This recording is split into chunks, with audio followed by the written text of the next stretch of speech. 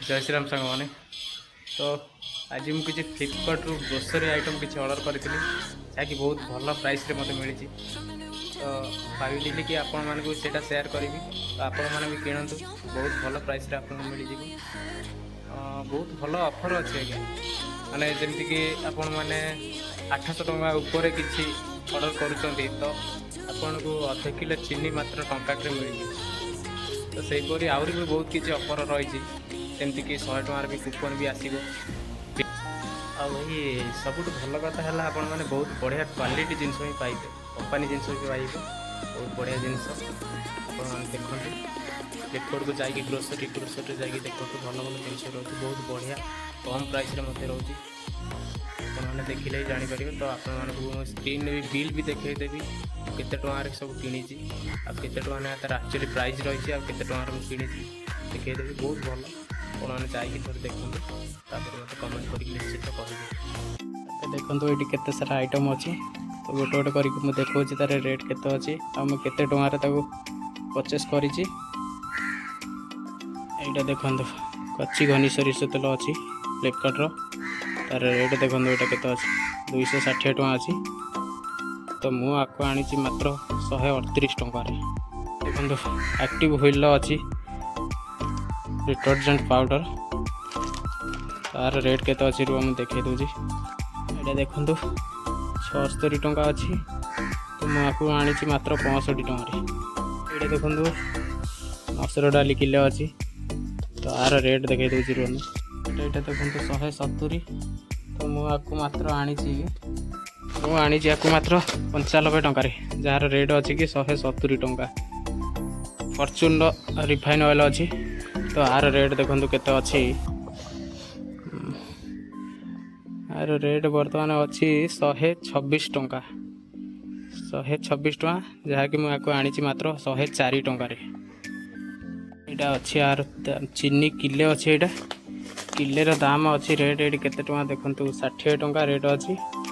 तो मुझे आनी 49 टଙ୍କା मात्र यहाँ सुजी अच्छी अध किलो अच्छी यहाँ सुजी तार रेट देखो केते टଙ୍କା अच्छी 89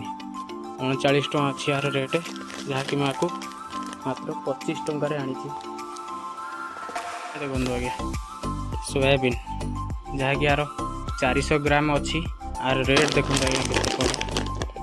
रेट देखो 150 टଙ୍କା जहाँकि आपको मात्र मुझे 41 टଙ୍କା जहाँकि आपको आनी सुखिला लंका यहाँ 100 ग्राम अच्छी 100 ग्राम को अच्छी यार केते टଙ୍କା 85 टଙ୍କା जहाँकि आपको आनी मात्र 45 टଙ୍କା काबुली चना जार रेट अच्छी केते 165 तो आपको आनी केते टंकार आपको आनी मु 99 टंकार जस्मिन अगरबत्ती अच्छी जस्मिन 100 पीस धूप काटिया देहरु बाहर जहाँकि 110 टଙ୍କା प्राइस अच्छी आपको मुझे आनी 31 टଙ୍କା मात्र टाटार मुग डाली अच्छी किले अच्छी तार रेट देखो 215 टଙ୍କା तो मुझे आनी मुग डाली मात्र मुझे आनी 143 टଙ୍କା मुझे आपको आनी जीरा गुंड 100 ग्राम अच्छी जहाँकि रेट पड़ू के देखो 135 टଙ୍କା तो आपको मुझे आनी 51 टଙ୍କା मात्र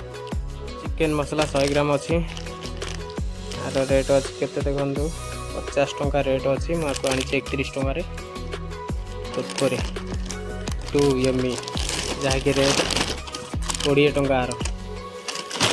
रेट आर 20 टଙ୍କା अच्छी तो आपको मुझे 14 टଙ୍କା आनी लाल